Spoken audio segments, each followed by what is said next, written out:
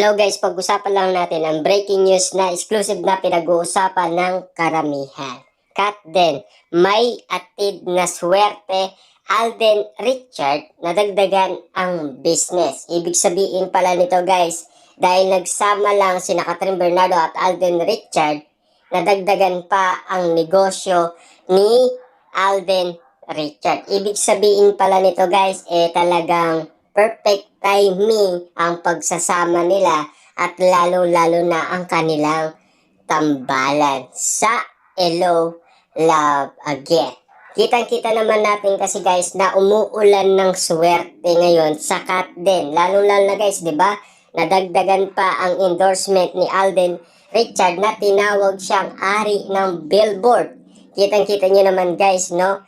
Si Alden Richard napapanahon ngayon dahil sa kanyang pagsikat at lalong-lalo na guys dahil sa movie na Hello, Love Again na talagang naging trending at patok sa lahat ng mga tao.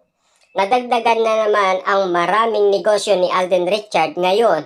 Bumili siya ng franchise ng isang local shawarma store. Trending sa mga Kat din at Alden Richard solid ang launching ng nasabing shawarma store para i-welcome sa kanilang kumpanya ang kapuso aktor.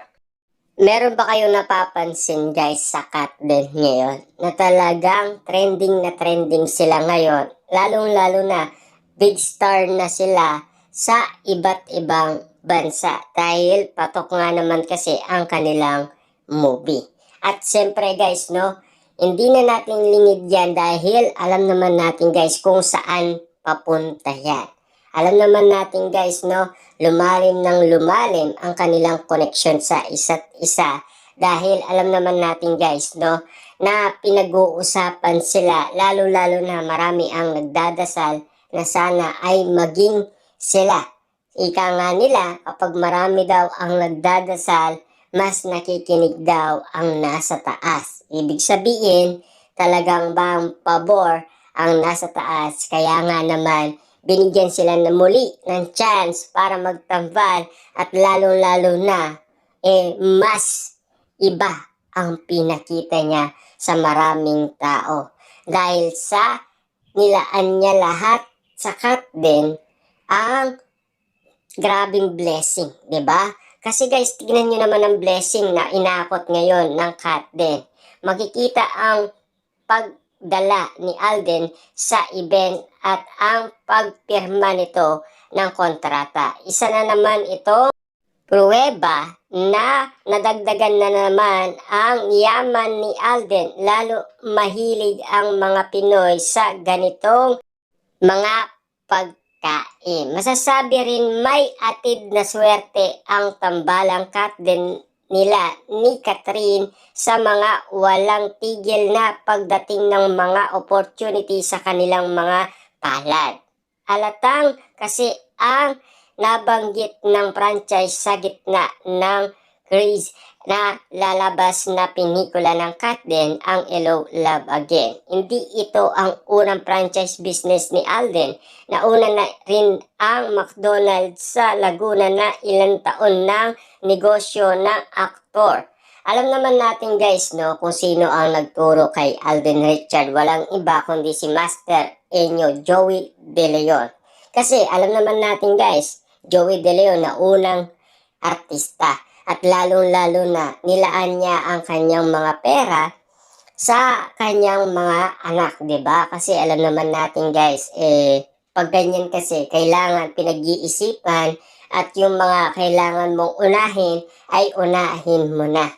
Yung mga negosyo na dapat mong itayo mo na para sa ganoon ay meron kang kukunin, 'di ba? Hindi katulad ng ibang artista na talagang pagkatapos nilang sumikat, talagang waldas ng waldas hanggang sa magkautang-utang na lang sila.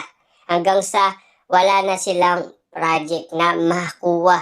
Lalo-lalo na, iba na kasi yung panahon noon na kasikatan nila sa panahon ngayon. Kasi kitang-kita naman natin guys kung ibabalance natin ang mga swerte ng Kat din ngayon.